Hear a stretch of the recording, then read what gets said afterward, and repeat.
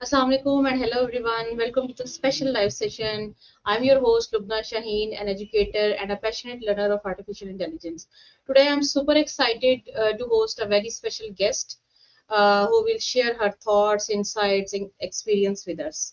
So we have Iram Mushtaq with us. Let's move toward her and ask about her journey. Assalamualaikum Iram, कैसी हैं आप?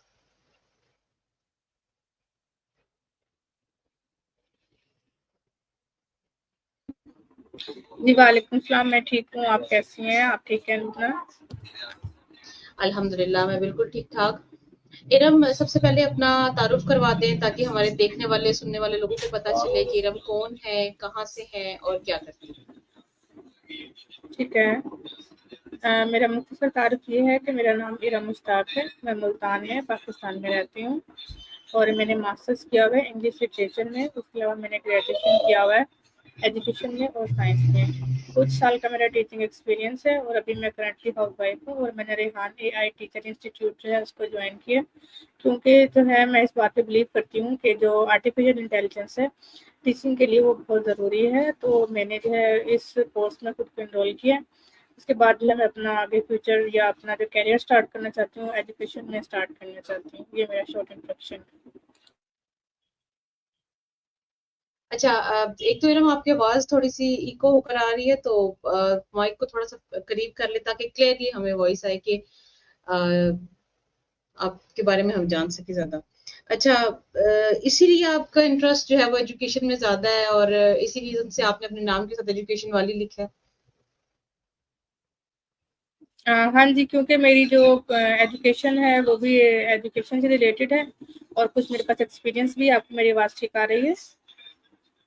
अब काफी बेहतर है, बहुत शुक्रिया इस चीज को जो है वो और एक्नॉलेज करने आगे के जो मैं अपना करियर भी करना चाहती हूँ, परसू करना चाहती हूँ, वो एजुकेशन में या पाकिस्तान में स्पेशली ऐसे लोगों के एजुकेशन देना चाहती हूँ जिनके पास रिसोर्सेज बहुत कम हैं और बच्चे बहुत ज़्यादा टैलेंटेड हैं। तो ऐसी जगह पर एजुकेशन के सेक्टर में मैं काम करना चाहती हूँ। अच्छा, इरम सबसे पहले अपनी फैमिली के बारे में बताएं कि आप मैरिड हैं, आपके बच्चे कितने हैं और वो कहाँ कहाँ पढ़ते हैं। जी मिस लुबना, मैं मैरिड हूँ। मेरा एक बेटा है जिसकी एज 6 साल है, तो वो भी केजी से 1 में ट्रांसफर हुआ है। बस मेरा एक ही बेटा है। अच्छा, माशाल्लाह। तो आप अपने बेटे के बारे में क्या सोचती हैं? मतलब आप उसको जो है वो कौन सी एजुकेशन किस फील्ड में लेके जाना चाहेंगी? उसको अपनी मर्जी से मतलब लेके, जैसे पेरेंट्स का होता है कि नहीं ये डॉक्टर ही बने, इंजीनियर ही बने, या उसकी मर्जी को आप प्रेफर करेंगी या फिर दोनों मिलके एक डिसीजन लेंगे? कैसे आप अपने बच्चे को लेके चलेंगे आगे?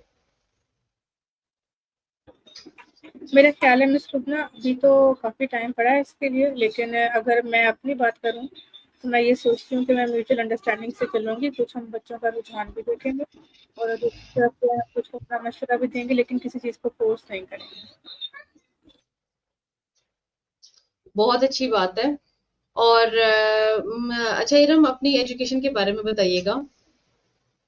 जैसे आपकी जो डिग्री है वो इंग्लिश में है, तो बीइंग अ पाकिस्तानी हम लोगों को थोड़ा सा इंग्लिश से ना इतना लगाव नहीं होता, क्योंकि कुछ हमारे अब तो डेफिनेटली बहुत अवेयरनेस आ गई है लोगों में, उन्हें पता है कि अगर आपने किसी प्रोफेशन में जाना है, ऑफिस में जाना है, तो अंग्रेजी बड़ी जरूरी है। लेकिन हम लोगों को क्योंकि सीखने में मुश्किल है लैंग्वेज, तो इसलिए हमें थोड़ा सा मुश्किल लगता है। तो आपको इस तरफ रुझान कैसे हुआ और ये वाला तजर्बा आपका कैसे रहा इंग्लिश पढ़ने का और उसमें डिग्री लेने का, और सपोर्ट सिस्टम कैसा था इस बारे में आपका? टीचर्स के बारे में बताएं, इस सिलसिले में उन्होंने कैसे आपको सपोर्ट किया? अच्छा मिस लुबना, आपने एक सवाल में काफ़ी सारे सवाल कर दिए, तो मैं कोशिश करती हूँ कि जल्दी जल्दी इनका जवाब दूँ। अगर मैं अपनी एजुकेशनल बैकग्राउंड की तरफ बात करती हूँ तो मेरी आवाज़ क्लियर है आपको? जी जी। तो ठीक है। तो मैं उसमें ये बताऊँगी आपको कि मैंने पहले जो है ना ग्रेजुएशन की हुई है बॉटनी, ज़ूलॉजी और केमिस्ट्री में। मैंने ग्रेजुएशन किया हुआ है, ठीक है, यूनिवर्सिटी से। उसके साथ मैंने बीएड किया हुआ है मैं इलामा इकबाल ओपन यूनिवर्सिटी से, ठीक है। और उसके बाद जो है मेरा कुछ एजुकेशन के मतलब यानी कि कुछ सालों का गैप है, तब जो है मैंने थोड़ा सा टीचिंग किया है और उसके बाद फिर मैंने यूनिवर्सिटी में एडमिशन लिया है तो मेरा जो इंटरेस्ट था वो इंग्लिश में इतना ज़्यादा नहीं था, जैसे आप पहले कह रही हैं। मैं साइंस पढ़ना चाहती थी क्योंकि मैं हम्म साइंस की स्टूडेंट थी, लेकिन क्योंकि मेरे कुछ साल मिस हो गए तो मैं मतलब यानी कि फ़ौरन ग्रेजुएशन के बाद मास्टर्स में एडमिशन नहीं ले सकी। तो फिर जो है मेरे लिए ऑप्शन बची कि मैं जो है हमारे वहाँ मुल्तान में एक नई प्राइवेट यूनिवर्सिटी ओपन हुई थी, तो उसमें मैं इंग्लिश में जो है एडमिशन ले लेती हूँ। तो उससे ये फ़ायदा होगा कि टीचिंग की जो जॉब्स आती हैं उसमें इंग्लिश की जो सीटें होती हैं ना वो काफ़ी ज़्यादा होती हैं। हम्म तो मुझे किसी ने सजेस्ट किया कि आप टीचिंग तो कर रही हो और आपने बीएड भी कर लिया है, तो आप ऐसा करो मास्टर्स भी कर लो, तो आप इंग्लिश में ही कर लो, तो उससे जो है ना आपका जॉब का थोड़ा सा यानी कि इजीली शायद आपको जॉब मिल जाए। तो हम्म मैंने जो है इस नज़रिए के तहत जो है ना मैंने फिर एमए इंग्लिश में एडमिशन लिया था।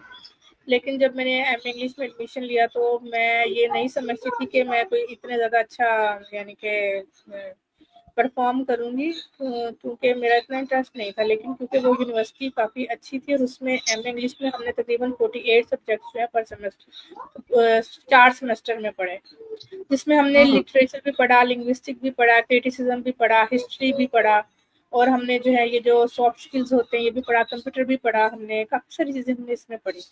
तो ग्रेजुअली हम्म मेरा इंटरेस्ट जो है वो बढ़ता गया, तो फिर अल्हम्दुलिल्लाह मैंने अपनी क्लास में टॉप किया और मेरी सीजीपीए जो हुई 3.88 हुई। तो उसके बाद वेरी अगला गुड। स्टेप क्या आया कि जो है ना अभी मेरा रिजल्ट आने में 1-2 मंथ है, आखिरी सेमेस्टर का रिजल्ट के बाद ना वो एग्रीगेट पूरी सीजीपीए कैलकुलेट करते हैं। तब मेरी शादी हो गई, तो फिर जो है मैं अपनी मैरिड लाइफ में बिजी हो गई। तो मैं ना उस मास्टर्स के बाद जॉब नहीं कर सकी और बाय चांस ये हुआ कि 2017 में जो है ना मेरी शादी हुई, तो उसी साल ही सीटें आई थी गवर्नमेंट की 17 या 18 में, उसके बाद कोई अभी तक सीटें नहीं आई। तो उसके बाद फिर मतलब यानी कि मेरा बच्चा हो गया तो फिर मैं उसको ख्याल करने लग गई। तो मैंने फिर ये डिसाइड किया कि चलो थोड़ा सा टाइम गुजार लेते हैं, थोड़ा सा बच्चा बड़ा हो जाए, फिर कैरियर दोबारा स्टार्ट कर लेंगे। तो अभी जो इम्पोर्टेंट है ना वो ये है कि भाई यानी कि अल्लाह ने जो हमें जिम्मेदारी दी है ना पहले उसको पूरा करते हैं। तो मुझे ऐसा मतलब यानी कि कोई इतना मैं कहूँ कि जॉब की ज़रूरत भी नहीं थी। तो मैंने सोचा कि ऐसे हम्म लोगों को मौका देना चाहिए जिनको ज़रूरत होती है, जनरली जिनको ज़रूरत होती है। तो मैंने फिर इसलिए इतना कोशिश भी नहीं की।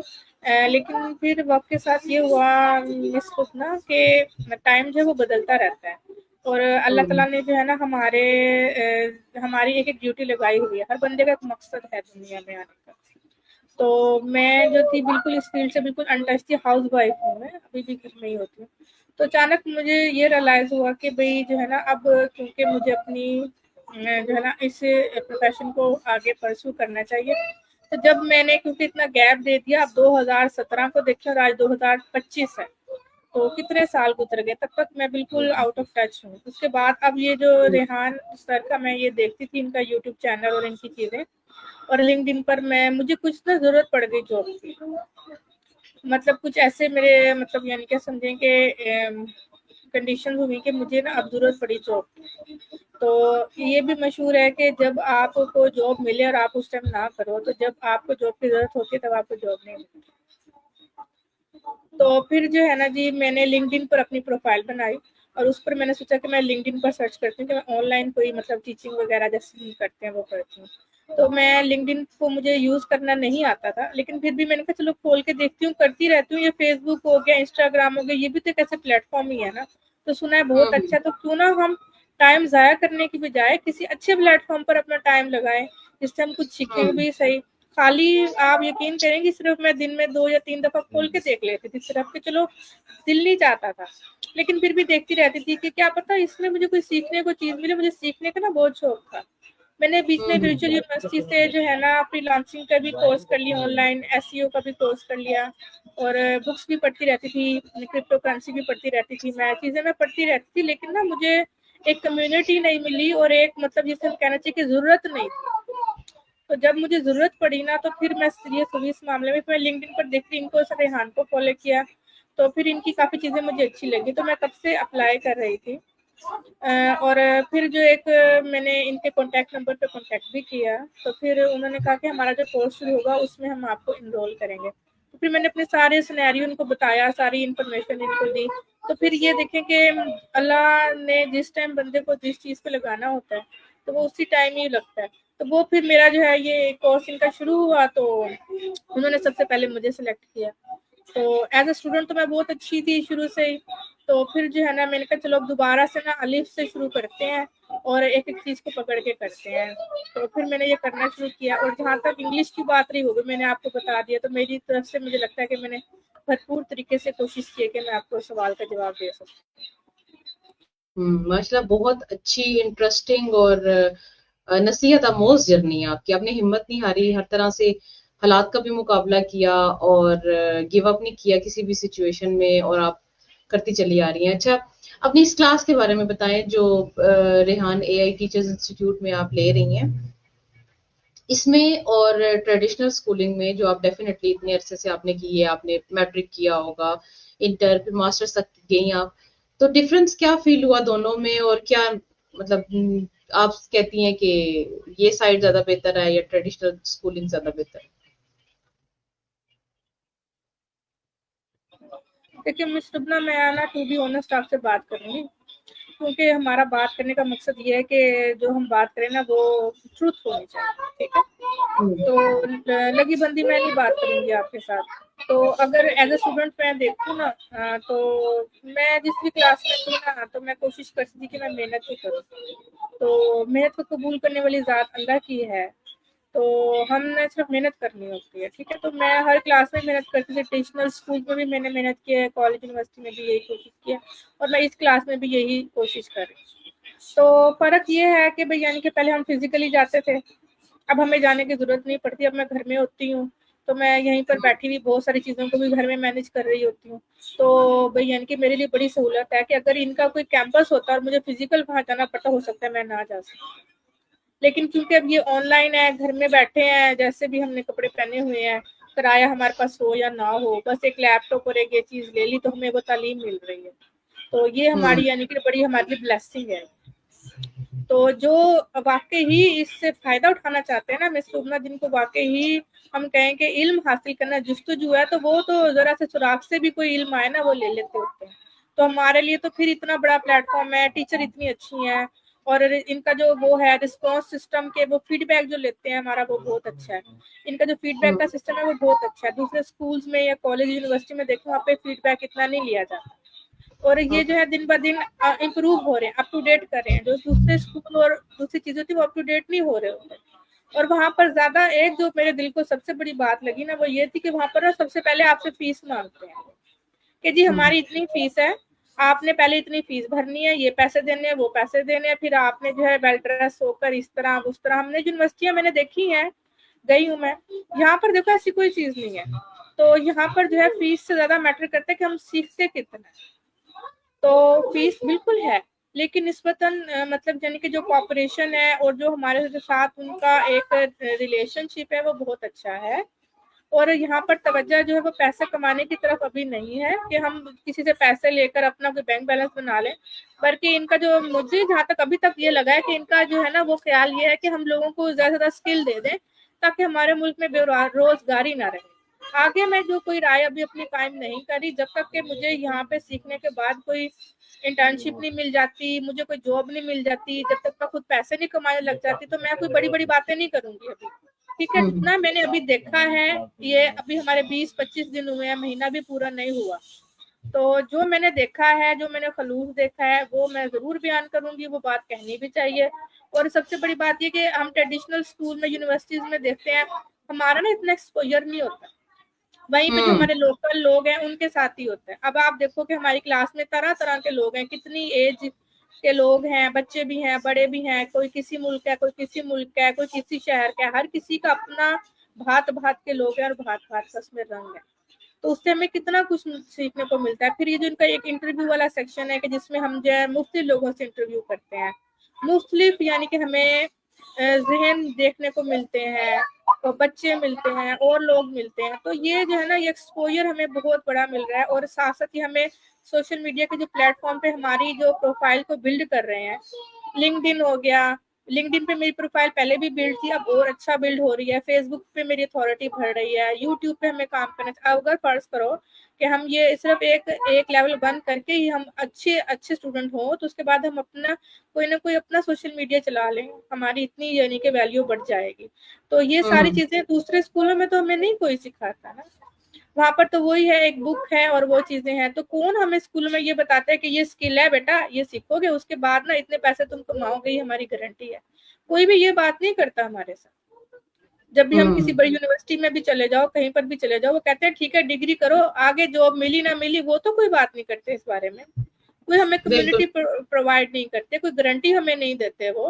तो हम तो इतने साल पढ़ने के बाद भी मुंह उठा के बैठे हुए कि यार मैं अपना आपको बात करूँ ना, कोई मुझे यहाँ पर बिल्कुल, 10-15 100%। हजार रुपए की भी जो है ना वो नौकरी देने को तैयार नहीं है। लोगों के इतने नखरे हैं। मैं सोचती हूँ मैं एक टॉपर थी तो मैंने हाँ, ना हाँ। कुछ तो किया होगा, लेकिन हम अपने आप को क्यों इतना लेस वैल्यू करने लग गए।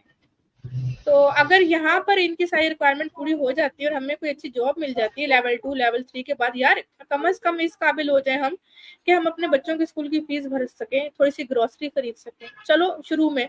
उसके बाद हम और बेहतर, कौन सी यूनिवर्सिटी है, कौन सा ऐसा प्लेटफॉर्म है जो हमें इस बात की हमें गारंटी देता है, आप मुझे बताएं। अगर कोई है तो आप मुझे बता दें, क्या पता मुझे ना पता। अभी तक मेरे इतने मतलब जितना मेरा एक्सपीरियंस है, मैंने तो ऐसा कुछ नहीं देखा, ना सुना है कभी। ये फर्स्ट टाइम मेरा अपना एक्सपीरियंस भी इस इंस्टीट्यूट के साथ ही है, जहाँ पे इस चीज को जो है वो बिल्ड किया जा रहा है और आगे लेके चल रहे हैं।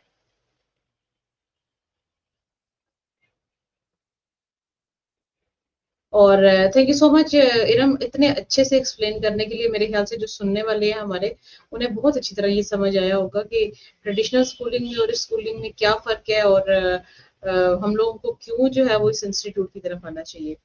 तो मेरी वॉइस क्लियर है इरम?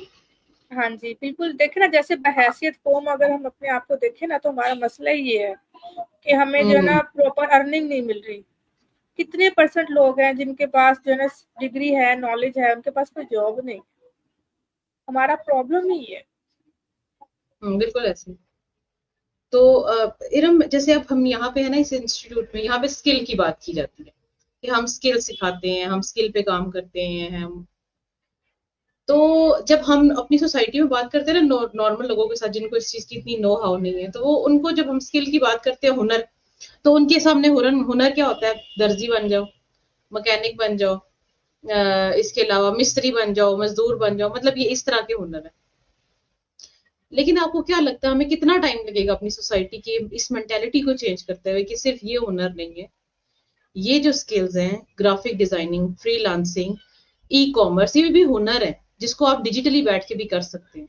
तो आपको क्या लगता है हमें कितना टाइम अभी मजीद लगेगा इस माशरे की मेंटेलिटी को चेंज करने के लिए? मिस लुबना, अब मैं फिर एक और टू बी ऑनेस्ट बात करूँ ना, है तो हम एक गरीब कौम ही ना, जो हमारे वजीर आजम कहते हैं, मैं वो जुमला तो नहीं दोहराना चाहती, पता ही है आपको कि वो क्या कहते हैं कि मैं मांगने तो नहीं आया लेकिन मजबूरी है, मुझे मांगना तो है। ठीक है।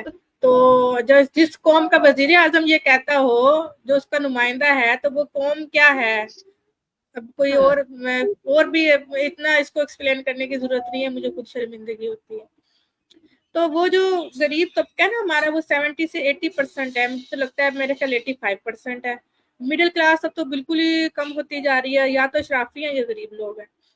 तो वो ये हम्म। सोचते हैं कि चलो बच्चा पैदा हो गया, इसके दो हाथ तो हैं, 10-12 साल का कोई काम करेगा, हमें कुछ ना कुछ कमा कर देगा। ठीक है। तो हम्म। जिस कौम की ये मेंटालिटी हो, तो उसको जो है ना, आप हाथ से जो ये जो काम करते हैं, उससे आपको लैपटॉप पे लाने में इससे इतना टाइम नहीं लगेगा। सिर्फ जो है ना हम्म। हमें एक जिदोजहद की जरूरत है। जिन्होंने सोचा ही ये होता है। आप मुझे ये देखे ना कि इर्द-गिर्द हम यही सोचते हैं कि चलो मेरा बच्चा थोड़ा सा बड़ा होगा, माँ भी यही सोचती है चलो मुझे 2-4 रुपए तो कमा के देगा। तो जो हम्म। जिनकी सोच ही ये हो, तो उनको इस प्लेटफॉर्म पे लाना थोड़ा यानी कि मुश्किल है, ज्यादा मुश्किल नहीं है।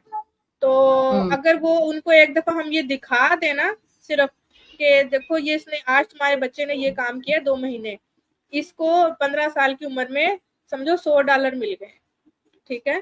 तो उनके लिए बस यही सबसे बड़ी मोटिवेशन है। डॉलर आते हम्म। जाएंगे, वो काम करते जाएंगे। उनको तो पैसे चाहिए ना, उनको इससे क्या कि भाई बेटा कौन माँ बाप ये चाहता है कि उसका बच्चा धूप में काम करे या उसका बच्चा जो है वो ज्यादा जिस्मानी मुशक्कत करे। तकलीफ तो सब माँ बाप को होती है, बस हमने थोड़ा सा ना एग्जाम्पल्स माशरे में क्रिएट करनी है, वो जितनी जल्दी हो जाएंगे ना हम उतनी जल्दी बेहतर हो जाएंगे। अब मैं ये दुआ करती हूँ कि और कोई रुकावटें ना आए बीच में, कोई और किस्म की के लोग तो अच्छे होते हैं, पैसे सब कमाना चाहते हैं, लेकिन और भी बहुत सारे मसले मसाइल हैं, अगर वो ना आए और हम एग्जाम्पल सेट कर, देखो जिस तरह मैं हूँ, अब जब से मैंने यहाँ पे एडमिशन लिया मेरी प्रोफाइल्स पे मेरा काम हो रहा है, सब लोग देख रहे हैं, सब मुझसे पूछ रहे हैं क्या ऑनलाइन काम करी हो इरम, कोई पैसे कमाने का तरीका हमें भी बिठाना। इतनी सारी मेरी कजन है, हाउस वाइफ सब बैठी हैं, तो मुझे यही कहती हैं अच्छा बताओ अगर कोई 2-4 पैसे आ रहे हैं तो भाई 2-4 घंटे काम करना हम भी कर लेंगे। तो मैं एक रोल मॉडल बन गई। अगर आप मैंने पैसे कमा लिए ना मिस लुबना, तो मैं आराम से कहूंगी ये देखो तुम भी कमा लो, फिर सारे शुरू हो जाएंगे। तो हम तो हैं ही वैसे भेड़ चाल चलने वाले, तो हमें तो इस पे चढ़ने में देर नहीं लगेगी। तो बस थोड़ा सा ये है कि बस जैसे ही वो कहते हैं ना कि एग्जाम्पल ज्यादा क्रिएट होना शुरू हो जाएंगी, और हम शर्त ये एक दूसरे की हेल्प करें। बाद लोगों को मैंने ये भी देखा है कि वो खुद पैसे कमाने लग जाते हैं, लेकिन उनको ये बताते हुए बड़ी तकलीफ होती है कि अगर वो छोटे से टिप्स या किसी और को बताते हैं कि मैं कमा रही हूँ चलो ये भी कमा ले, इनके भी घर के हालात बेहतर होते हैं। हम लोग ये नहीं करते। हम लोगों को इसमें जो है ना मेच्योर होना है, दूसरों की हेल्प करना है, क्योंकि अल्लाह ताला जो है ना हमें वही चीज देता है जो हम किसी को देते हैं, चाहे हम इल्म दे दें, चाहे हम शऊर दे दें, पैसा दे दें, मदद दे दें, मोहब्बत दे दें, खलूस दे दें, चाहे पॉजिटिव दो चाहे नेगेटिव, तो वही वापस है। तो हमें जो चाहिए हम वो बांटना शुरू करेंगे। इस ये अल्लाह का कानून है, और अल्लाह का कानून ना किसी के लिए भी नहीं बदलता। बिल्कुल। तो मेरा नहीं ख्याल कि इसमें इतना टाइम लगेगा, बस ये एक आग की चिंगारी की तरह एक नाइट। मैं तो जिस दिन पैसे कमाने लगी ना लुबना मिस, आप यकीन करें 20 लोग लिस्ट में खड़े हैं जो मुझसे पूछ रहे हैं। मैंने उनको कहा रुको मैं अपना सर्टिफिकेट कर लूँ, जिस दिन मुझे सैलरी मिल गई ना मैं आपको जरूर बताऊंगी कि पैसे इस तरह भी कमाए जा सकते हैं, आप भी घर बैठ के कमाओ। मेरा ये बिल्कुल, जवाब। बहुत अच्छा आपने एक्सप्लेन किया इरम। मेरे ख्याल से बतौर मुअल्लिम ना हमारे कंधों पे ये जिम्मेदारी ज्यादा आती है लोगों की मेंटालिटी चेंज करने के लिए, रोल मॉडल बनने के लिए, आपने जैसे एक्सप्लेन किया। तो वाकई हम एग्जाम्पल सेट करते जाएंगे तो पीछे पीछे जो है वो बेहतरी आती जाएगी। अच्छा, थोड़ा सा अपनी पर्सनल लाइफ से बताएं इरम कि आपकी हॉबीज क्या हैं, एजुकेशन के अलावा क्या पसंद करती हैं, अपने फारिग वक्त को किस तरह से गुजारना जो है वो उस गुजारने में आपको मजा आता है। मिस लुबना मेरे पास इतना फारिग टाइम तो होता ही नहीं है लेकिन फिर भी मेरी 3 हॉबीज हैं, ठीक है। पहली मेरी जो हॉबी है वो कुकिंग है, क्योंकि ये मेरी एक ड्यूटी भी है, और अगर मैं जो है अपनी इस ड्यूटी को अच्छे तरीके से करूंगी तो अपनी फैमिली को खाना तो बनाना ही होता है हमने, लेकिन हम उसको अच्छे तरीके से बनाएंगे, मोहब्बत से बनाएंगे, शौक से बनाएंगे, और अपने हाथों से बना कर देंगे तो बच्चे भी हेल्थी फूड खाएंगे, और क्या उसे कहते हैं बाहर का खाना कम खाएंगे तो हमारा जो खर्चा भी कम होगा, और बच्चों की, बिल्कुल। घर वालों की सेहत भी अच्छी रहेगी। तो मेरा जो सेहत। पहली हॉबी है ना वो कुकिंग है। दूसरी हॉबी मेरी जो है ना वो गार्डनिंग है, लेकिन जिसका अभी तक मुझे थोड़ा मौका नहीं मिला। मैं सोचती हूँ अल्लाह से दुआ करती हूँ कि मुझे कोई जमीन का पीस मिले तो मुझे ना फल और सब्जियों लगाने का बहुत शौक है अपने हाथों से। मैं कहती हूँ कि भाई जो एक हदीस है कि एक इंसान का अगर बाग है और उसमें से जो है परिंदे जानवर इंसान खा के जाते हैं तो वो सब उसके लिए दुआ करते हैं और वो उसका रिस्क बहुत नसीब हो जाता है। तो मैं उन खुश नसीबों में शामिल होना चाहती हूँ, और मैं चाहती हूँ कि मेरे जाने के बाद भी जो वो चीजें लगी रहें, ताकि जो इसाले सवाब का सिलसिला है वो चलता है, ठीक है। और तीसरी आमीन जो मेरी आमीन। हॉबी है वो है गोट। वो है, सॉरी आपकी आवाज कट गई थी।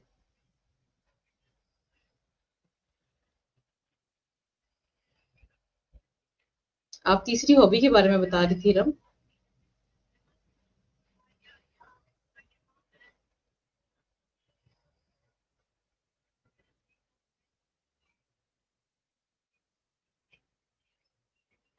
इरम मेरी वॉइस आ रही है आपको? I think there is an internet issue. So हम कुछ देर के लिए इरम का वेट करेंगे और उसके बाद इसको आगे कंटिन्यू करेंगे।